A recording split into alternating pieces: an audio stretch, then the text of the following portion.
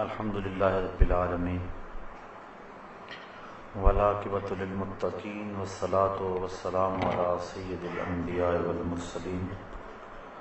قال اللہ تعالی وتبارک فی القرآن المجید والفرقان الحمید بسم اللہ الرحمن الرحیم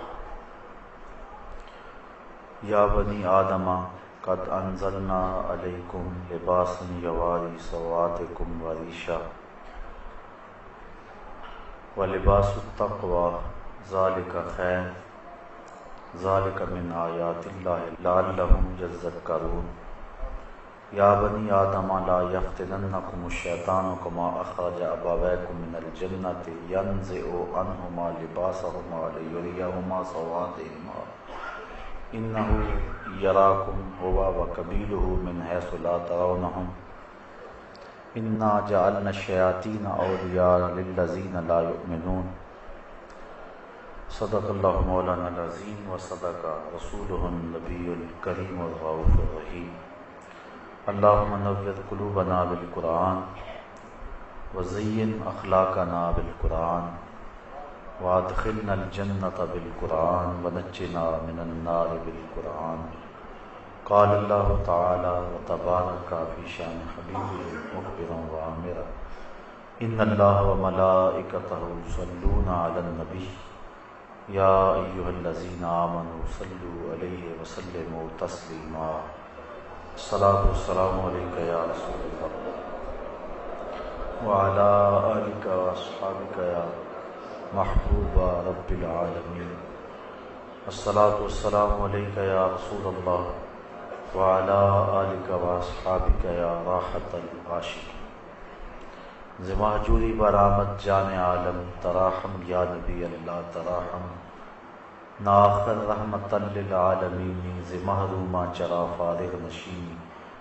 برو آبر سرز برد یمانی کہ روح تست صبح زندگانی ادیم طائف نالین پاکن شراک از رشتہ جہاں ماکن چے باشد گر کنی سوئے نگاہ ہمیشہ گر نہ باشد گاہے گاہے نگاہ یا رسول اللہ نگاہ ہمیشہ گر نہ باشد گاہے گاہے صد ہزاراں جبریل اندر بشر بہر حق سوئے غریباں یک نظر یا رسول اللہ انظر حالنا یا حبیب اللہ اسمع قالنا اننی فی بحر غم مغرقن خذ یدی ساحل لنا اشکالنا یا صاحب الجمال و یا سید البشر من وجهک المنیر لقد نور القمر لا يمکن الثناء کما کان حقہ بعد از خدا بزرگ توئی قصہ مختصر۔ تمام حمد و ثنا تعریف و توصیف اللہ جل مجدہ الکریم کی ذات بابرکات کے لیے جو خالق کائنات بھی ہے اور مالک شر جہاد بھی۔ اللہ جل وعلا کی حمد و ثنا کے بعد حضور نبی اکرم شفیع امم رسول محتشم نبی مکرم اللہ کے پیارے امت کے سہارے رب کے محبوب دانائے غیوب مالک رقاب امم فخر عرب و عجم والی کون و مکان سیاہ لا مکان سید انس و جان سرور لالا رخاں نیر تاباں سر نشین مہوشاں ماہ خوباں شہنشاہ حسینہ تتمہ دوراں سر خیل زہرہ جمالاں جلوہ صبح ازل نور ذات لم یزل باعث تکوین عالم فخر عالم و بنی آدم نیر بطحا رازدار ما اوہا شاہد ما تغا صاحب علم نشرہ معصوم آمنہ احمد مجتبیٰ حضرت محمد مصطفیٰ صلی اللہ علیہ وسلم کے حضور ناز میں اپنی عقیدتوں ارادتوں اور محبتوں کا خراج پیش کرنے کے بعد معزز محترم سامعین خواتین و حضرات السلام علیکم ورحمۃ اللہ وبرکاتہ۔ پردہ اور حیا کے عنوان سے کچھ باتیں آج کی اس نشست میں آپ کے گوش گزار کرنے کی کوشش کروں گا اللہ تعالیٰ میری زبان کو سچائی کا نور نصیب فرمائے، اور جو سنیں اس پر مجھے اور آپ کو عمل کی توفیق نصیب کرے۔ اللہ تعالیٰ جل شانہ نے ہمیں جو دین دیا وہ دین فطرت ہے۔ مرد اور عورت انسانیت کے دو خوبصورت تیور انداز اور روپ ہیں۔ مرد کے وظائف ذمہ داریاں اور طرح کی ہیں، اور عورت کے وظائف اور ذمہ داریاں کچھ اور طرح کی ہیں۔ اس لیے دونوں کو صلاحیتیں بھی اس اعتبار سے دی گئی ہیں۔ مرد کو جفاکش اور سخت پیدا کیا گیا، عورت کے اندر لطافت، ناز و انداز اور اس کے معمولات کے مطابق اور اس کی ذمہ داریوں کے مطابق اس کو صلاحیتوں سے نوازا گیا ہے۔ مرد چونکہ کسب معاش کر کے گھر کے نظم و نسق کو چلاتا ہے، اور عورت امور خانہ داری میں مصروف رہتی ہے، تو دونوں کے وظائف، احکام، حالات اور صلاحیتیں الگ الگ رکھی گئی ہیں، اور ہر ایک کی تخلیق میں ہزارہ حکمتیں ہیں،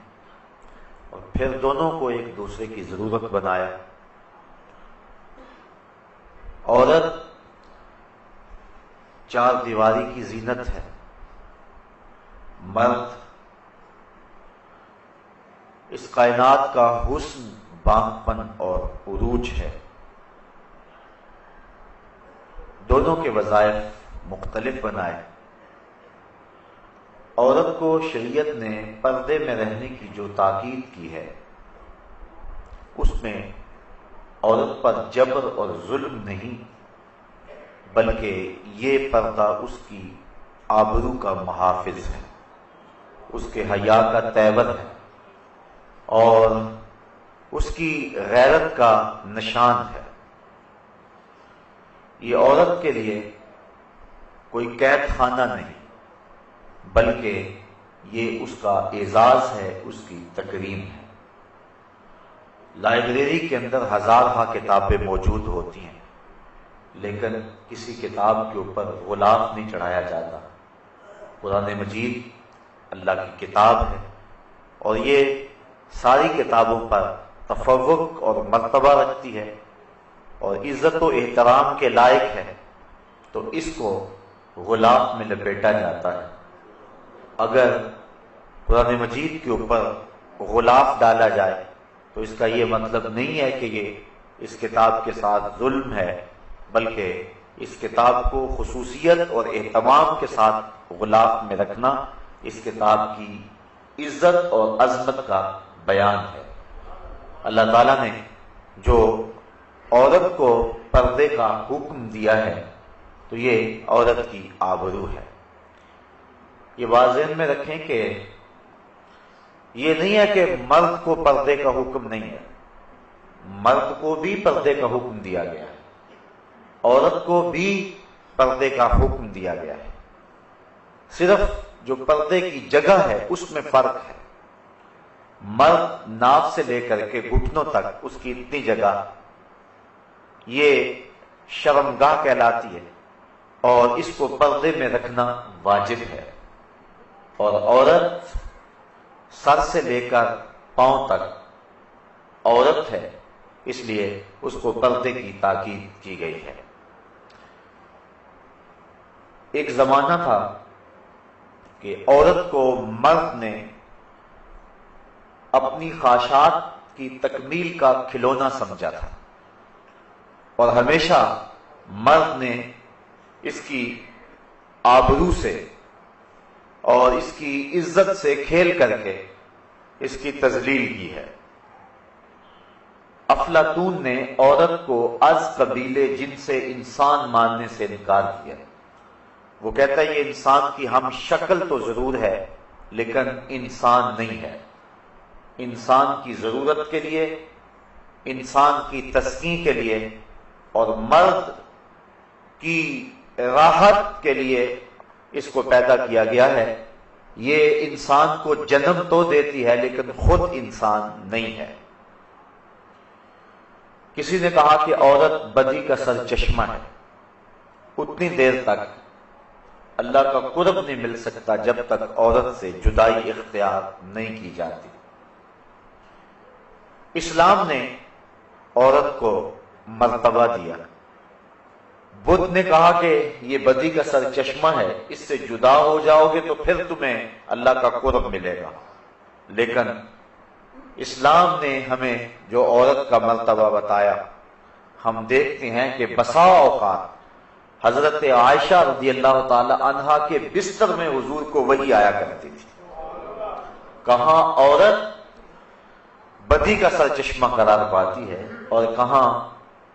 حضور کو اپنی زوجہ محترمہ کے بستر میں وحی کے نزول کے آثار پیدا ہوتے ہیں۔ بلکہ حضور نے فرمایا حبب الیہ من دنیاکم ثلاث، مجھے تمہاری دنیا سے 3 چیزیں ہی پسند ہیں، الطیب والنساء وجعلت قرۃ عینی فی الصلاۃ، ایک خوشبو، دوسری منکوحہ عورتیں، اور تیسرا میری آنکھوں کی ٹھنڈک نماز میں رکھی گئی ہے۔ تو عورت کو اسلام نے ہی مرتبہ دیا۔ تو پہلے لوگوں نے عورت کو ایک کھلونا سمجھا اور اس کے ساتھ جو سلوک کیا وہ تاریخ سے چھپا ہوا نہیں، لیکن جب عورت کی آنکھیں کھلی، اسلام نے اس کو عزت دی۔ ماں، بہن، بیٹی اور بیوی کے روپ کے اندر اس کو وقار کی مسند پہ بٹھایا گیا، تو وہی پرانے شکاری ایک نیا جال لے آئے۔ پہلے تو انہوں نے عورت کو کھلونا سمجھا اور اس کو اس صورت کے اندر دیکھا، لیکن جب دیکھا کہ اس کی آنکھیں کھل گئی ہیں اور اسلام نے اس کو مرتبہ دے دیا ہے، تو پھر انہوں نے جال نیا بچھایا اور کہا کہ تیری آزادی میں یہ رکاوٹ ہے اسلام، تجھے مخصوص حجاب کے اندر رکھ کر کے تیرا استحصال کرنا چاہتا ہے، اس لیے تو جس طرح چاہے، جس طرح تیرے من میں آئے تو اپنے حسن کی نمائش کرے، تجھے کوئی روک نہیں سکتا، یہ تیری آزادی پہ قدغن ہوگی۔ جن لوگوں نے پہلے عورت کو کھلونا سمجھا، وہی شکاری نیا جال لے آئے اور اس طرح انہوں نے عورت کو گھر کی 4 دیواری سے نکال کر کے انہیں محفلوں کی زینت بنایا، جبکہ عورت کا حسن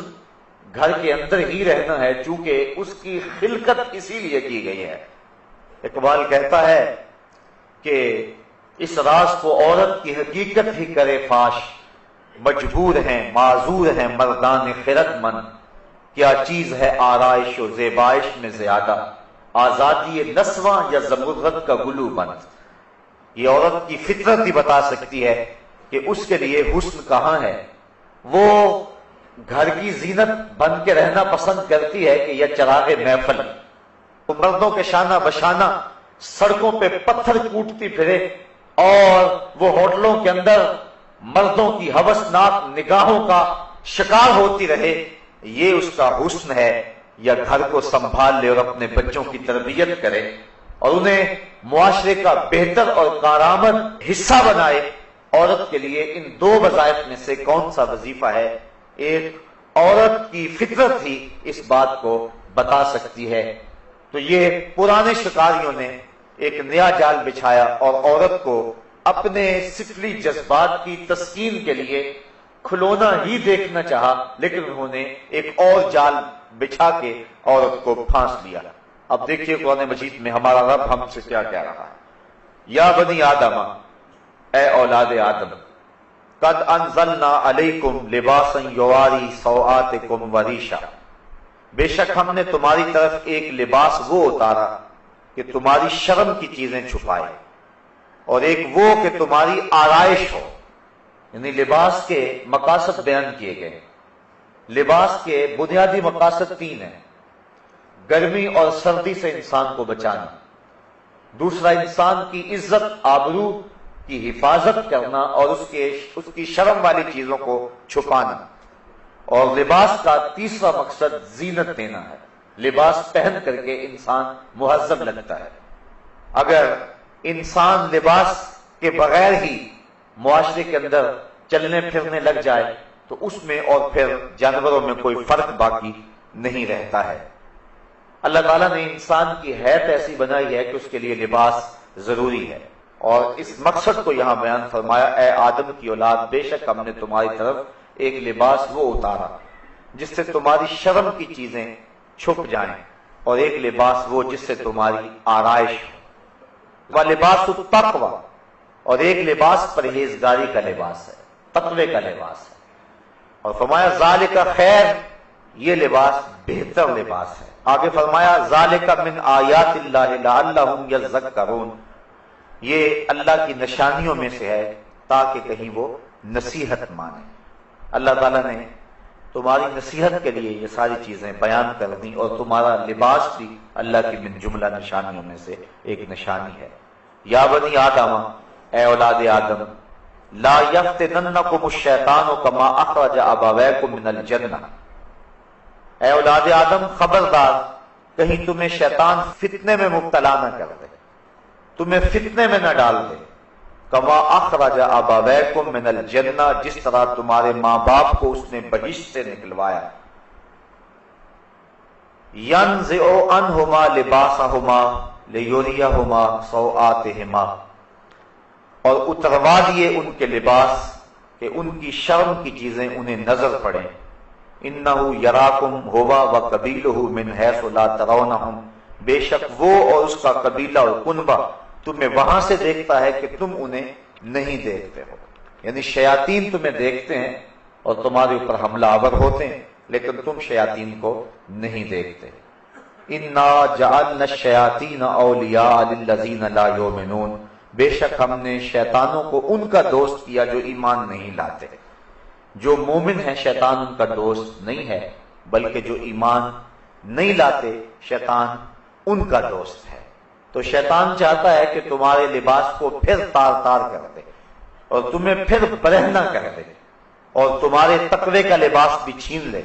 اور وہ لباس جو تمہیں زینت دیے ہوئے ہے، اور وہ لباس جو تمہاری شرم والی چیزوں کو چھپائے ہوئے ہے، شیطان چاہتا ہے کہ تمہارے اس لباس کو پھر تم سے اتروا دے اور تم کو رسوا کر دے۔ جو اہل ایمان ہیں وہ شیطان سے کبھی دوستی نہیں لگاتے، اور جن کو ایمان کی بہار نصیب نہیں ہے وہ شیطان کو اپنا دوست سمجھ لیتے ہیں۔ تو اہل ایمان کبھی بھی شیطان کے ساتھ اپنی دوستی کے رشتے کو قائم نہیں رکھتے، بلکہ اللہ تعالیٰ نے ایک دوسرے مقام پر ارشاد فرمایا: یا ایھا الذین آمنوا لا تتخذوا عدوی وعدوکم اولیاء، اے ایمان والو میرے اور اپنے دشمن کو کبھی بھی دوست نہ بنانا۔ دشمن سوائے دشمنی کے اور کیا کرے گا؟ وہ جس روپ میں مرضی آ جائے سوائے دشمنی کے وہ کر ہی کیا سکتا ہے۔ تو شیطان ہمارا دشمن ہے، اس نے ہمارے رب کے روبرو قسم کھائی تھی کہ مجھے قسم ہے تیری عزت کی، میں تیرے بندوں کو تیرے تک نہیں پہنچنے دوں گا، میں ان کے دائیں ان کے بائیں ان کے آگے ان کے پیچھے چاروں اطراف کو گھیر لوں گا۔ دو سمتیں بھول گیا، ایک اوپر والی ایک نیچے والی۔ جب بندہ پیشانی سجدے میں رکھ دے یا ہاتھ اٹھائے اور اللہ سے عرض کرے تو شیطان انسان کے راستے میں حائل نہیں ہو سکتا ہے، باقی چاروں سمتوں سے ہی آتا ہے۔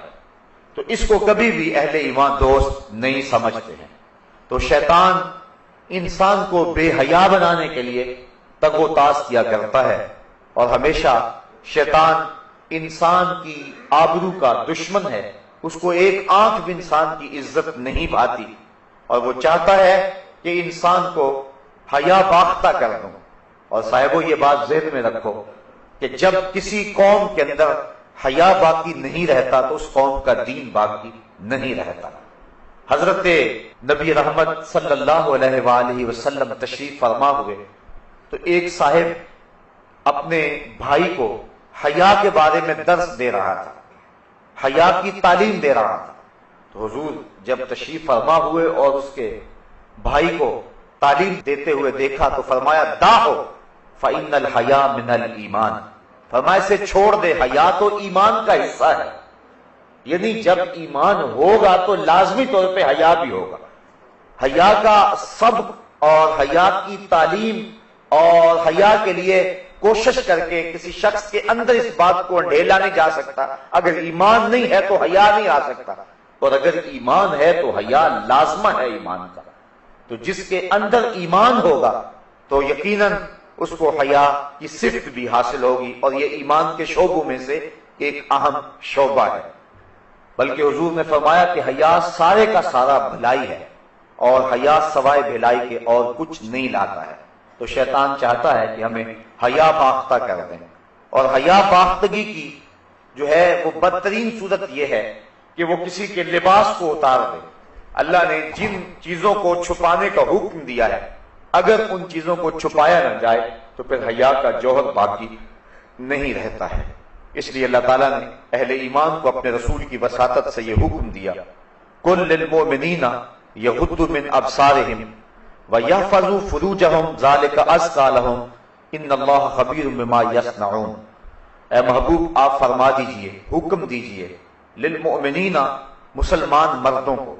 کیا حکم دیجئے؟ یغضوا من ابصارہم، کہ وہ اپنی نگاہوں کو نیچا رکھیں، وَيَحْفَظُوا فُرُوجَهُمْ، اور اپنی شرمگاہوں کی حفاظت کریں، ذَلِكَ أَزْكَىٰ لَهُمْ، یہ ان کے لیے زیادہ ستھری بات ہے. ان اللہ خبیر بما یصنعون، جو تم کرتے ہو اللہ اس کو خوب جانتا ہے. تمہارے کاموں سے، تمہارے اعمال سے تمہارا رب بے خبر نہیں ہے. وَقُلْ لِلْمُؤْمِنَاتِ، اور اے محبوب آپ مومن عورتوں کو حکم دیں، یغضضن من ابصارہن، کہ وہ اپنی نگاہوں کو نیچی رکھیں، وَیحْفَظْنَ فُرُوجَہن، اور اپنی پارسائی کی حفاظت کریں، وَلَا يُبْدِینَ زِینَتَہن، اور اپنے بناؤ کو نہ دکھائیں، الا ما ظہر منہا،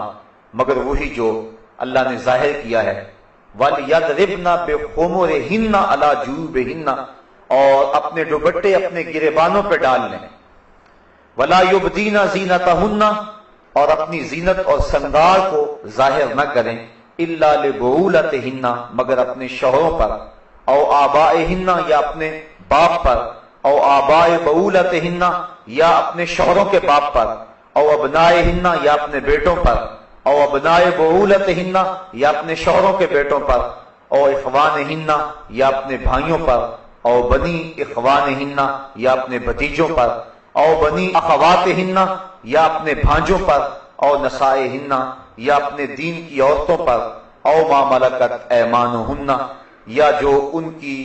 ملک میں کنیزیں اور لونڈیاں ہیں، اب التابعین غیر اول الاربۃ من الرجال اب الطفل، اور یا وہ نوکر، شرط یہ ہے کہ وہ شہوت والے مرد نہ ہوں، یا وہ بچے، الذین لم یظہروا علی عورات النساء، جنہیں عورتوں کی شرم کی چیزوں کی خبر نہیں ہے، اتنے چھوٹے ہیں، ولا یضربن بارجلہن، اور اپنے پاؤں زمین پر اتنے زور سے نہ رکھیں، لِيُعْلَمَ مَا يُخْفِينَ مِنْ زِینَتِهِنَّ، کہ ان کا جو سنگار ہے وہ لوگوں پر ظاہر ہو، وَتُوبُوا إِلَى اللَّهِ، اور اللہ کی طرف رجوع کریں، جمیعا سب کے سب، أَيُّهَا الْمُؤْمِنُونَ، اے اہل ایمان، لَعَلَّكُمْ تُفْلِحُونَ، تاکہ تم فلاح پا جاؤ. تو حضور کی وساطت سے اللہ تعالیٰ نے ہمیں یہ حکم دیا، مردوں کو حکم دیا کہ وہ اپنے پردے کی اور اپنی آبرو کی حفاظت کریں. حضرت سعید بن ابو الحسن حضرت حسن بصری سے روایت کرتے ہیں کہ میں نے حضرت حسن بصری سے پوچھا کہ جو اجمی عورتیں ہیں وہ اپنے سینے اور بالوں کو کھولے رکھتی ہیں، تو ہم کیا کریں؟ تو حضرت حسن بصری نے قرآن مجید کی اس آیت کی طرف اشارہ کیا، فرمایا وہ اگر حیا باختہ ہیں اور اپنے سینے اور اپنے سر کھولے پھرتی ہیں تو تمہیں تو تمہارے رب نے حکم دیا ہے کہ نظروں کو نیچا رکھیں، اس لیے تم نے اپنی آبرو کی از خود حفاظت کرنی ہے. وَيَحْفَظُوا فُرُوجَهُمْ، اور اپنی شرمگاہوں کی حفاظت کریں. حضور نبی رحمت صلی اللہ علیہ وسلم نے فرمایا صحابہ بازاروں میں بیٹھنے سے اجتناب کیا کرو۔ صحابہ نے عرض کی حضور ہمارا گزر نہیں ہے، چونکہ وہ ہمارے بیٹھنے کی جگہیں ہیں اور ہم وہاں بیٹھ کر کے باتیں کرتے ہیں۔ تو حضور نے فرمایا اچھا تمہیں پھر بازاروں میں بیٹھنے کی اجازت دیتا ہوں، لیکن شرط یہ ہے کہ تم بازار کا حق ادا کرو۔ تو صحابہ نے عرض کی حضور بازار کا حق کیا ہے؟ تو حضور نے ارشاد فرمایا امر بالمعروف نہی عن المنکر، نیکی کا حکم دینا اور برائی سے منع کرنا، کوئی تکلیف دہ چیز پڑی ہو تو اس کو ہٹا دینا، چوتھا حق کے سلام کرنے والے کا جواب دینا، اور پھر حضور نے فرمایا اپنی نظروں کو نیچا رکھنا۔ اگر تم بازار میں بیٹھنا چاہتے ہو تو اپنی نظر کی تم نے حفاظت کرنی ہے۔ حضور نبی رحمت صلی اللہ علیہ وآلہ وسلم نے ارشاد فرمایا کہ نظر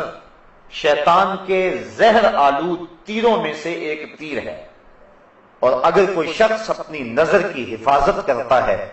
تو اللہ تعالی جل شانہ اس کو عبادت کی لذت نصیب فرما دیتا ہے۔ اگر کسی شخص کی نظر پاک نہیں رہتی تو اس کو سجدوں کی لذت نصیب نہیں ہو سکتی ہے، اس کو قیام کا لطف نہیں مل سکتا، چاہے وہ سین حرم میں پڑھے یا مسجد نبوی میں پڑھے۔ اور جو شخص اپنی نظر کی حفاظت کر دیتا ہے اور اپنی نظر کو ناپاکی سے اور اپنی نظر کو بدی سے محفوظ رکھتا ہے، جب وہ سجدہ کرے گا تو سجدے کی لذت ملے گی، جب رکوع کرے گا تو رکوع کا لطف نصیب ہوگا، جب قیام کرے گا تو قیام کا مزہ نصیب ہوگا۔ عبادت اور ایمان کی ایک لذت ہوتی ہے جو ایک مومن کو نصیب ہوتی ہے، تو جو شخص اپنی نظر کی حفاظت کرے اللہ تعالیٰ اس کو عبادت کا سرور اور عبادت کی لذت نصیب فرما دیتا ہے۔ تو اہل ایمان کو اس بات کا حکم دیا گیا، بلکہ حضور نے اپنے عمل سے صحابہ کے سامنے اس کی مثال پیش کی۔ حجۃ الوداع کے موقع پہ آقا کریم علیہ السلام کے ردیف تھے حضرت فضل بن عباس رضی اللہ تعالی عنہ، حضرت عبداللہ ابن عباس رضی اللہ تعالی عنہ کے بھائی اور حضور کے چچا زاد بھائی، حضرت عباس بن عبد المطلب رضی اللہ تعالی عنہما کے فرزند ارجمند، اور یہ تھے بڑے خوبصورت، حضور علیہ السلام کے ساتھ سواری کے اوپر تشریف فرما تھے۔ تو ایک قبیلے کی ایک خوبصورت عورت حضور سے مسئلہ پوچھنے کے لیے آگے بڑھی، تو حضرت فضل بن عباس کی نظر پڑ گئی، بلکہ ان کے چہرے پر نظر جم گئی۔ تو آقا کریم علیہ السلام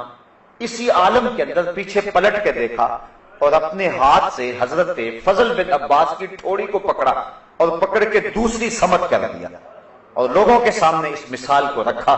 کہ کوئی جتنا مرضی متقی اور معتبر کیوں نہ ہو، وہ نظر کی حفاظت کرے، جس کی نظر پاک رہے گی اس کو باقی معاملات کے اندر خیر رہے گی، کیونکہ سب سے پہلے نظر بھٹکتی ہے، جب نظر بھٹکتی ہے تو خیال بہکتے ہیں، جب خیال بہکتے ہیں تو پھر انسان زنا کی طرف راغب ہوتا ہے۔ اس لیے اسلام نے دواعی زنا سے ہی روک دیا، اس لیے کہا سب سے پہلے تم اپنی نظر کی حفاظت کرو۔ بلکہ حضور علیہ السلام نے ارشاد فرمایا کہ نظر زنا کرتی ہے، فزن العین النظر وزن اللسان المنطق والنفس تمنا وتشتہی والفرج یصدق ذلك کلہ ویکذبہ۔ فرمایا کہ انسان کی نظر کا زنا یہ ہے، آنکھ کا زنا یہ ہے کہ آدمی دیکھے کسی کو، اور فرمایا زبان کا زنا یہ ہے کہ بات کرے، پھر نفس جو ہے اس کی تمنا کرتا ہے اور اس کی آرزو کرتا ہے، پھر انسان کی شرمگاہ یا اس کی تصدیق کر دیتی ہے تمام کی تمام، اور یا پھر ان تمام کی وہ نفی کر دیتی ہے۔ دو صورتوں میں ایک صورت ضرور ہوتی ہے، اس لیے اپنی نظر کی حفاظت کرے اور اپنی آواز سے بھی حفاظت کرے۔ آج کل موبائل کے ذریعے سے مختلف پیکج آئے ہیں اور گفتگو کا زنا اور نظر کا زنا پورے عروج پہ ہے۔ جب کسی قوم کے اندر یہ بدی پھیلتی ہے تو اللہ اس قوم سے برکت کو اٹھا لیتا ہے۔ آج ہمارے میں برکت نہیں ہے، دولت کی کثرت کے باوجود بھی ہر بندہ شاکی ہے۔ جب تک ہماری نظر طاہر اور پاک نہیں ہوتی ہے، ہمارے من کے اندر اجالے اور روشنیاں پیدا نہیں ہو سکتی ہیں۔ تو اللہ تعالیٰ نے اہل ایمان کو یہ حکم دیا، اے محبوب آپ ارشاد کر دیں اہل ایمان کو یغضوا من ابصارہم، کہ وہ اپنی نظر کی حفاظت کریں۔ اگر انسان کی نظر پڑ جاتی ہے تو اس کے لیے حکم ہے النظرۃ الاولی والثانیۃ علیک، فرمایا پہلی نظر تجھے معاف ہے چونکہ اس میں تیرا قصد نہیں ہے، اگر اسی نظر کے تسلسل کو برقرار رکھتا ہے یا دوسری مرتبہ دیکھتا ہے تو فرمایا وہ تیرے اوپر وبال ہوگی۔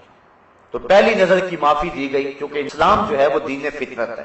تو جہاں انسان کی جہاں کمزوری ہے، جہاں اس کی بے اختیاری ہے، وہاں چھوٹ دے دی گئی، لیکن اس کے بعد اگر اس نظر کا تسلسل برقرار رہتا ہے یا پھر دوسری نظر کوشش کر کے دیکھتا ہے اور تعاقب کرتا ہے تو پھر فرمایا وہ تیرے اوپر وبال ہے۔ اور وہ آنکھ جو غیر محارم کو دیکھتی رہی کل قیامت کے دن جہنم کی آگ سے بھرتی جائے گی۔ اور 3 آنکھیں حضور نے فرمایا قیامت کے دن کوئی آنکھ نہیں ہوگی جو رو نہیں رہی ہوگی، صرف 3 آنکھیں ہوں گی کہ جن میں آنسو نہیں ہوں گے اور جو نہیں رو رہی ہوں گی۔ ایک وہ نظر جو غیر محارم کی طرف دیکھنے سے بچی، دوسری وہ نظر جو اللہ جل شانہ کی راہ میں اس کے راستے کے اندر جاگتی رہی، پہرا دیتی رہی، سرحدوں کے اوپر محافظت کرتی رہی، اور تیسری وہ نظر وہ آنکھ کہ خوف خدا میں مکھی کے سر کے برابر اس سے آنسو نکل آئے۔ تو فرمایا یہ 3 آنکھوں کے علاوہ باقی جتنی بھی آنکھیں ہیں وہ قیامت کے دن رو رہی ہوں گی۔ تو اپنی نظر کی حفاظت یہ بہت ضروری ہے، اور اللہ تعالیٰ نے قرآن مجید کے اندر یہاں خصوصیت کے ساتھ اس کا تذکرہ ارشاد فرمایا، وَيَحْفَظُوا فُرُوجَهُمْ ذَلِكَ أَزْكَىٰ لَهُمْ، اور اپنی شرمگاہ کی حفاظت کریں، یہ بہتر ہے ان کے لیے۔ ان اللہ خبیر بما یصنعون، بے شک اللہ ان کے کاموں کی خبر رکھتا ہے۔ یعنی اگر تم اپنی نظر کو محفوظ نہیں رکھ پاتے تو مت سمجھو کہ کسی نے دیکھا نہیں ہے، تمہارا رب دیکھ رہا ہے، اس کی نظر سے کوئی شے پوشیدہ نہیں ہے، ایک ایک چیز لکھی جا رہی ہے اور اس کا حساب کل تمہیں دینا پڑے گا۔ تو فرمایا وہ جانتا ہے، وہ دیکھتا ہے، اگر تم بچ جاؤ تو پھر بھی دیکھ رہا ہے، اور اگر تم نہ بچو تو وہ پھر بھی دیکھ رہا ہے۔ تو یہ اہل ایمان کو حکم دیا گیا۔ دوسری طرف عورتوں کو حکم دیا گیا، وَقُلْ لِلْمُؤْمِنَاتِ يَغْضُضْنَ مِنْ أَبْصَارِهِنَّ، اور اے محبوب مسلمان عورتوں کو بھی حکم دیں کہ وہ بھی اپنی نظروں کو نیچا رکھیں۔ اگر مرد کو روکا گیا ہے کہ وہ غیر محرم عورت کی طرف نہ دیکھے تو عورت کو بھی روکا گیا ہے کہ وہ غیر محرم مرد کو نہ دیکھے۔ حضرت ام سلمہ رضی اللہ تعالی عنہ حضور کی زوجہ محترمہ ہیں، حضرت میمونہ رضی اللہ تعالی عنہ کے گھر گئیں اور وہ بھی حضور کی زوجہ ہیں۔ تو حضرت عبداللہ ابن مکتوم آئے تو یہ ان کو دیکھنے لگے، تو حضور علیہ السلام نے فرمایا کہ پردہ کرو۔ حیرت سے عرض کی حضور یہ تو نابینے ہیں، تو حضور علیہ السلام نے فرمایا یہ نابینے ہیں، تم نابینا تو نہیں ہو۔ یعنی عورت کو بھی منع کر دیا کہ تو مرد کو نہ دیکھے، بلکہ حضور نبی رحمت صلی اللہ علیہ وآلہ وسلم کی پیاری صاحبزادی سیدہ فاطمہ الزہرا رضی اللہ تعالی عنہا سے پوچھا گیا کہ عورت کے لیے بہترین پردہ کیا ہے؟ تو سیدہ فرمانے لگی کہ عورت کا بہترین پردہ یہ ہے کہ نہ وہ مرد کو دیکھے اور نہ کوئی مرد اس کو دیکھے۔ بلکہ حضرت فاطمہ رضی اللہ تعالی عنہا اس وجہ سے پریشان رہا کرتی تھی کہ اب تو میں اپنے پردے کی حفاظت کرتی ہوں، جب موت طاری ہو گئی تو پھر اس کے بعد چارپائی کے اوپر اٹھا کر کے قبرستان میں لے جاتے ہیں اور عورت کے جسم کی ڈیل ڈھول جو ہے اس کو مرد دیکھتے ہیں، تو میرے لیے یہ بھی پریشانی کا باعث ہوگا۔ تو وہ اس معاملے میں سخت متفکر رہا کرتی تھی۔ حضرت اسماء بنت امیس رضی اللہ تعالی عنہا سے انہوں نے ایک دن یوں بات کی تو وہ فرمانے لگی کہ میں نے حبشے کے اندر لوگوں کو دیکھا ہے کہ وہ عورتوں کے لیے ایک خاص ڈولی ہے، اور آپ نے کہا کہ میں آپ کو بنا کے دکھا دیتی ہوں۔ انہوں نے کھجور کی 4 شاخیں منگوائیں اور پھر چارپائی کے 4 پایوں کے ساتھ باندھ دی اور ان کو آپس میں جوڑ دیا اور اس کے اوپر پردہ ڈال دیا اور کہا کہ میں نے یوں حبشہ کے اندر دیکھا ہے۔ تو حضرت فاطمہ الزہرا اتنا خوش ہوئی، اس بات پر کہ یہ ایک اچھا طریقہ مل گیا ہے اور اس طرح عورت مرنے کے بعد بھی اپنے پردے کی اور اپنی آبرو کی اس طرح سے حفاظت کر سکتی ہے. تو یعنی اس انداز کے ساتھ اور اس صورت کے اندر جو ہے وہ ہمیں سبق اور درس دیا گیا. اور سیدہ فاطمہ زہرا تو وہ ہیں کہ سورج نے بھی کبھی ان کے بال نہیں دیکھے تھے، بلکہ قیامت کا دن ہوگا اور جب سیدہ فاطمہ زہرا رضی اللہ تعالی عنہا 70,000 حوروں کے جلوہ میں میدان حشر سے گزریں گی تو ایک دم آواز آئے گی، یا معاشر الجمع غضوا ابصارکم، اے اہل معاشر اپنی نگاہوں کو نیچا کر لو، اس لیے کہ محمد صلی اللہ علیہ وآلہ وسلم کی بیٹی فاطمہ کا گزر ہو رہا ہے. تو اہل معاشر کو نظریں جھکانے کا کہا جائے گا چونکہ انہوں نے زندگی میں اپنے پردے کی اپنی جان سے زیادہ حفاظت کی، اور اللہ تعالیٰ جل شانہ ان کو قیامت کے دن بھی اس انداز کے ساتھ اعزاز و تکریم عطا فرمائے گا. حج کے موقع پر ایک آزمائش ہے.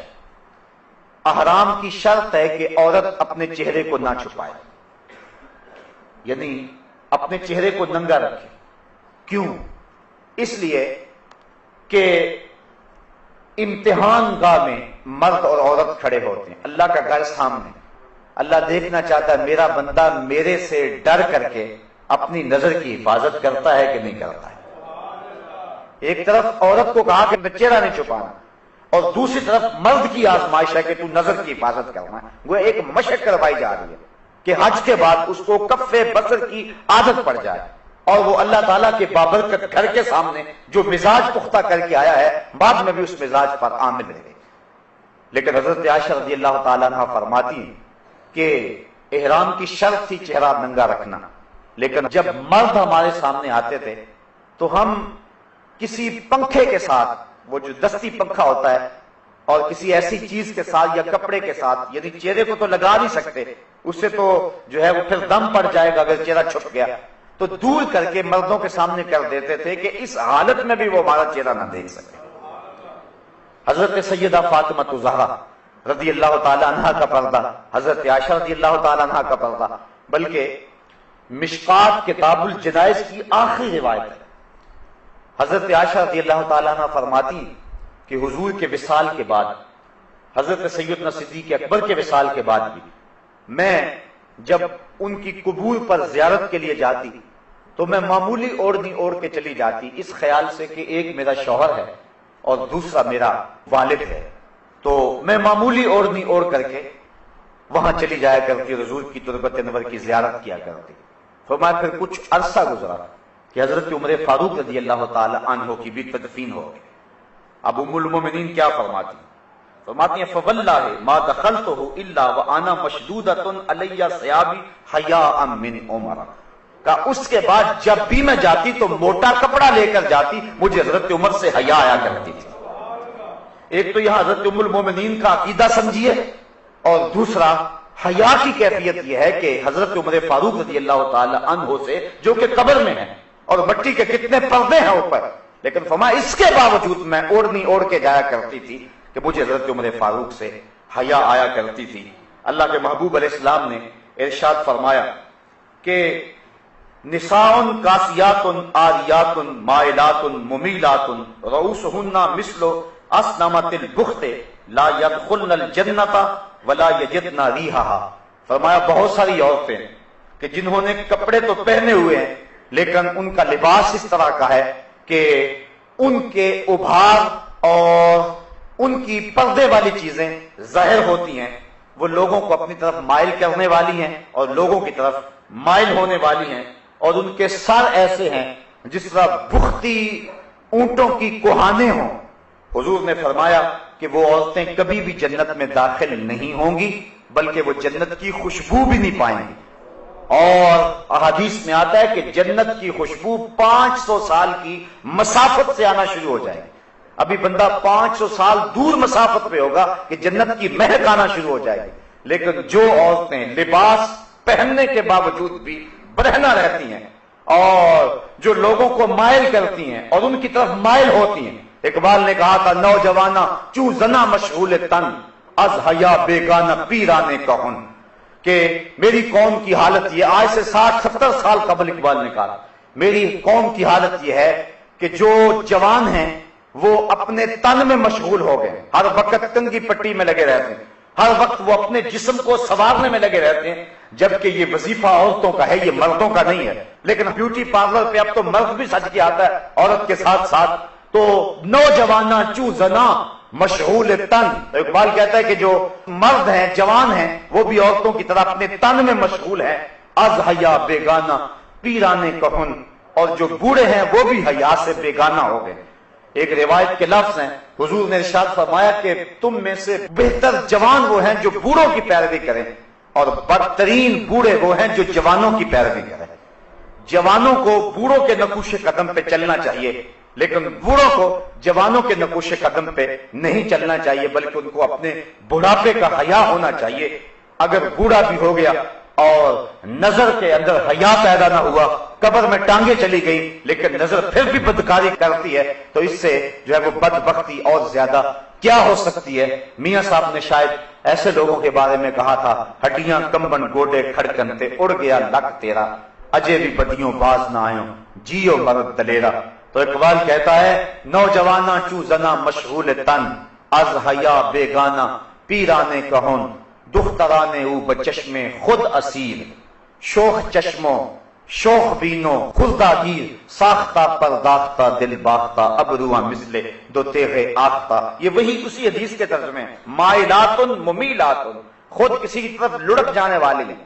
اور معمولی سی بات سے کسی طرف مائل ہو جانے والی، اور جو ہے وہ کسی کو اپنی جانب اپنی اداؤں سے، اپنے ناز و نخرے سے اور اپنے عشموں سے لوگوں کو اپنی طرف مائل کرنے والی ہیں۔ اور حضور نے ارشاد فرمایا کہ یہ عورتیں اپنے سروں پر اس طرح جوڑے رکھیں گی۔ دیکھیے حضور نے 1400 سال قبل ہی یہ بات بتا دی، جس طرح بختی اونٹوں کی کوہانیں ہوتی ہیں،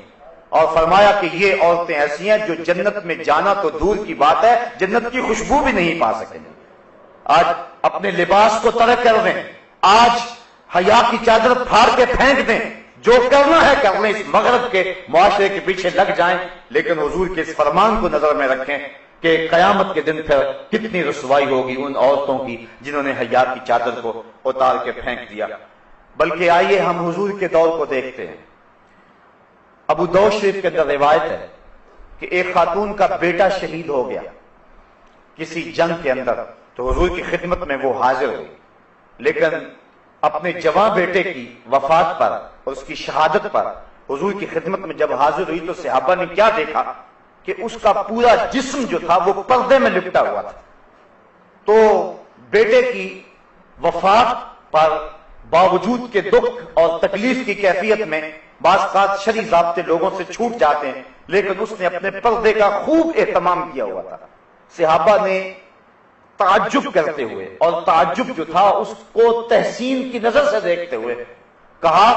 کہ تو نے اس حالت کے اندر بھی اپنے پردے کا اتنا التزام کیا ہے؟ تو اس عورت نے جو جواب دیا وہ دختران ملت کے لیے کتنی روشن اور کتنی جو ہے وہ اجالے بانٹنے والی بات ہے۔ اس نے کہا میرا بیٹا فوت ہو گیا، میرا حیا تو فوت نہیں ہوا ہے، میرا بیٹا چلا گیا لیکن میرا حیا تو بھی باقی ہے۔ تو یہ تھی اسلام کی وہ دختران جن کی گود میں اسلام پلتا تھا۔ جب عورت پردے میں تھی تو وہ ایسے بچے جنم دیتی تھی جو قوم کی تقدیر کو بدل کے رکھ دیتے تھے۔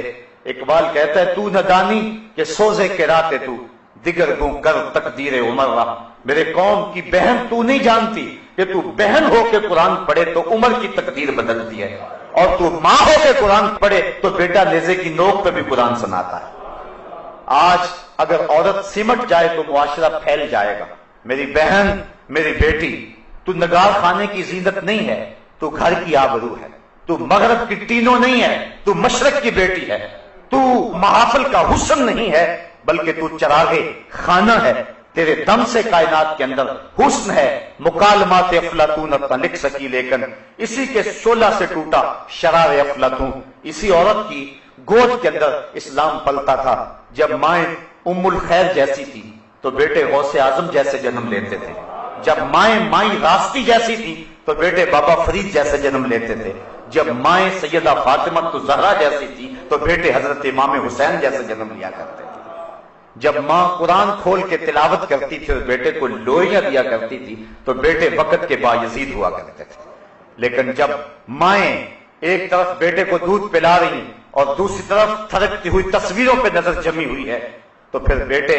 وقت کے بایزید تو نہیں ہوں گے، وہ اداکار اور ایکٹر ہی بنیں گے، وہ بے حیا ہی بنیں گے، حیا کا مادہ ان کی آنکھ میں نہیں ہوگا۔ تو اللہ تعالیٰ جل شانہ نے خاص طور پہ ارشاد فرمایا اور عورتوں کو کہا کہ وہ اپنی نظر کو نیچا رکھیں، وَيَحْفَظْنَ فُرُوجَهُنَّ، اور اپنی پارسائی کی حفاظت کریں۔ سب سے قیمتی جوہر کسی شخص کی آبرو ہے، اگر آبرو باقی نہ رہی تو کیا باقی رہا؟ وَلَا يُبْدِينَ زِينَتَهُنَّ، اور اپنا بناؤ نہ دکھائیں، إِلَّا مَا ظَهَرَ مِنْهَا، مگر جتنا خود ظاہر ہے۔ بعض علماء نے کہا کہ اس سے مراد جو ہے وہ اس کا لباس ہے، بعض نے کہا ہاتھ اور اس کا چہرہ اور اس کے پاؤں ہیں، لیکن یہ بات ذہن میں رکھیں، جو شریعت نے ہاتھ، پاؤں اور چہرے کے پردے کے بارے میں ہے کہ اس کا پردہ نہیں ہے، تو وہ رشتے آگے آ رہے ہیں کہ ان سے پردہ نہیں ہے، یعنی گھر کے اندر عورت رہتی ہے تو ظاہر بیٹے کے سامنے ہاتھ اور چہرہ اور پاؤں ان کا برہنہ رہنا یہ ضروری ہے، ممکن نہیں ہے کہ یہ برہنہ نہ رہے، اس لیے شریعت نے اس کی اجازت دی ہے کہ وہ اپنے بیٹوں کے سامنے، اپنے باپ کے سامنے، اپنے بھائیوں کے سامنے، بھتیجوں اور بھانجوں کے سامنے یہ سارے رشتے گنوائے، اور عورتیں عورتوں کے سامنے، اور وہ بھی عورتیں جو مسلمان عورتیں ہیں، جو کافرہ عورتیں ہیں، ان کے سامنے بھی عورت پردہ کرے۔ یعنی اس بات کی بھی تاکید کی گئی ہے کہ کافرہ عورت کے سامنے بھی جو ہے وہ پردہ کرے، اس کو بھی اپنی زیب و زینت نہ بنائے، کیونکہ وہ اتنی مقدس ہے، جس طرح شہوانی نگاہ اس کے چہرے پہ نہیں پڑنی چاہیے، کسی غیر جو ہے وہ مسلم عورت کی ناپاک نگاہ بھی اس کے مقدس چہرے پہ نہیں پڑنی چاہیے۔ یہ اسلام نے عورت کو عزت دی ہے، یہ اس کو مرتبہ دیا ہے، بلکہ ایک مخنث حضور علیہ السلام کے گھر میں آتا تھا اور زواج مطہرات ان کے پاس بیٹھ جایا کرتی تھی، حضور علیہ السلام نے کبھی کچھ نہیں کہا تھا۔ ایک دن حضور تشریف لائے تو وہ باتیں کر رہا تھا، اور بات کیا کر رہا تھا؟ کسی عورت کا تذکرہ کر رہا تھا کہ وہ اتنی موٹی ہے کہ جب وہ اٹھ کے چلتی ہے تو 4 بل پڑتے ہیں اس کے بدن پہ، اور جب وہ لوٹتی ہے تو اس کی کمر پہ 4 بل پڑتے ہیں، یعنی اس کے حیات جلوس اور حیات قیام کو وہ بیان کر رہا تھا۔ تو آقا کریم علیہ السلام نے ازواج مطہرات سے فرمایا کہ اس سے بھی تم پردہ کیا کرو، اگرچہ یہ مخنث ہے لیکن چونکہ یہ عورتوں کے ان محاسن پہ نظر رکھتا ہے، وہ شخص کے جس کی نظر خراب ہو یا جس کے خیال کے اندر وسوسہ پیدا ہو سکتا ہے اور یا جس کے خیال کے اندر پلیتی آ سکتی ہے، اگرچہ اس کے اندر مرد والی خاصیت نہ بھی ہو تو قوم کی بیٹیوں کو اس سے بھی پردہ کرنے کی ضرورت ہے۔ اس لیے کافرہ عورتیں جو ہیں ان سے بھی پردہ کرنے کی تلقین کی گئی ہے۔ اس کے من جملہ خرابیوں میں علماء نے یہ خرابی بھی بیان کی ہے کہ وہ اپنے مردوں کو جا کے اس کے محاسن بیان کریں گی تو وہ مرد ان کے لیے جو ہے وہ راغب ہوں گے، اس لیے کافرہ عورت کے سامنے بھی اپنی زینت کو ظاہر نہ کیا جائے۔ اللہ اکبر۔ بلکہ یہاں تک ارشاد فرمایا، ذرا غور کیجئے، آج جس معاشرے میں ہم جی رہے ہیں، آج اگر کوئی ایسی بات کرے تو لوگ کہتے ہیں کہ یہ کٹ ملا ہے، یہ معاشرے کو پنپتے ہوئے دیکھ نہیں سکتا، اس کا دین بڑا سخت ہے، لیکن یہ تمہارا رب فرما رہا ہے نہ صرف کہ عورت اپنے پردے کی حفاظت کرے بلکہ ارشاد فرمایا وَلَا يَضْرِبْنَ بِأَرْجُلِهِنَّ لِيُعْلَمَ مَا يُخْفِينَ مِنْ زِينَتِهِنَّ، عورت اپنے گھر کی 4 دیواری کے اندر اپنا پیر اتنے زور سے نہ رکھے کہ اس کے پاؤں میں پڑے ہوئے پازیب کی چھنکار باہر گزرتے ہوئے غیر مرد کے کانوں میں پڑے۔ یعنی اسلام یہاں تک عورت کو پردے کی تلقین کرتا ہے، نہ صرف عورت پردہ ہے، نہ صرف اس کے چہرے اور اس کے ہاتھوں کا پردہ ہے، نہ صرف کہ اس کی آواز پردہ ہے، بلکہ عورت کے ساتھ نسبت ہو گئی جس زیور کی، اسلام کہتا ہے کہ اس زیور کی چھنکار بھی غیر مرد کے کانوں تک نہ پہنچے، کیونکہ یہ زیور ایک عورت نے پہنا ہوا ہے اور عورت اتنی مقدس ہے کہ اس کے پاؤں سے جڑنے والے زیور کی چھنکار کا بھی پردہ بن گیا۔ بلکہ دیکھیے یہاں 22ویں پارے کے ابتدا کے اندر اللہ تعالیٰ جل شانہ نے جو حکم دیا حضور کی ازواج مطہرات کو، ذرا اس پہ غور کیجئے، اللہ تعالیٰ کیا ارشاد فرما رہا ہے۔ ارشاد فرمایا یا نساء نبی لستن کاحد من النساء، اے نبی کی بیویوں تم عام عورتوں کی طرح نہیں ہو۔ میں کہتا ہوں بدقسمت ہیں وہ لوگ جو نبی کو اپنے جیسا کہتے ہیں، بدقسمت ہیں وہ لوگ۔ اللہ کہتا ہے نبی کی ازواج، نبی سے نسبت ازدواج رکھنے والی خواتین تم عام عورتوں جیسی نہیں ہو، چونکہ تمہاری نسبت رسول سے ہو گئی ہے. جس کی نسبت رسول سے ہو جائے وہ عام عورتوں کی سب سے اٹھ کر امتیاز کی سب پہ بیٹھ جاتی ہے، پھر نبی کا اپنا مرتبہ کیا ہوگا؟ تو لوگ دھوکہ کھا گئے. حضرت صاحبزادہ سید فیض الحسن شاہ علیہ رحمہ ایک بڑی خوبصورت بات کہا کرتے تھے. میں اس پہ لمبی گفتگو نہیں کرتا، لیکن یہ 2 جملے بہت کافی ہوں گے. آپ فرمایا کرتے تھے تو نے حلیمہ کی بکریوں کے پیچھے پیچھے تو دیکھا ہے، سدرہ پر جبریل کے آگے آگے کیوں نہیں دیکھا؟ اور اقبال کہتا ہے کہ تو نے یوسف کو کنویں میں دیکھا تو کیا دیکھا؟ ارے نادان جو مطلق تھا مقید کر دیا تو ابھی تک کنویں میں دیکھ رہا ہے، وہ تو مصر کے تخت کا مالک بھی بنا ہوا ہے. تو اپنی نظر کو بدلنے کی ضرورت ہے. تو اللہ فرماتا ہے یا نساء نبی، اے نبی کی ازواج، لستن کاحد من النساء، تم عام عورتوں کی طرح نہیں ہو. ان اتقیتن فلا تخضعن بالقول فیطمع الذی فی قلبہ مرض وقلن قولا معروفا. دیکھیے ایک ایسا سبق دیا جا رہا ہے کہ جب تمہیں بامر مجبوری کسی مرد سے بات کرنی پڑے، اور ازواج مطہرات سے لوگ مسائل پوچھنے آیا کرتے تھے. حضرت ام المومنین عائشہ صدیقہ رضی اللہ تعالی عنہا سے جو ہے حضور نے فرمایا اس حمیرہ سے دین لو. تو عورتوں کے جتنے بھی مسائل ہیں امت تک پہنچے ہیں وہ حضرت ام المومنین کے ذریعے پہنچے. تو ان کے پاس امر مجبوری آنا پڑتا تھا. صحابہ کو کوئی مسائل جو حل نہیں ہوتے تھے تو وہ ان کے پاس آتے تھے کہ تم نے حضور کا عمل کیا دیکھا. تو انہیں حکم ہوا کہ اے نبی کی ازواج تم عام عورتوں کی طرح نہیں ہو اور تم اللہ سے ڈرو.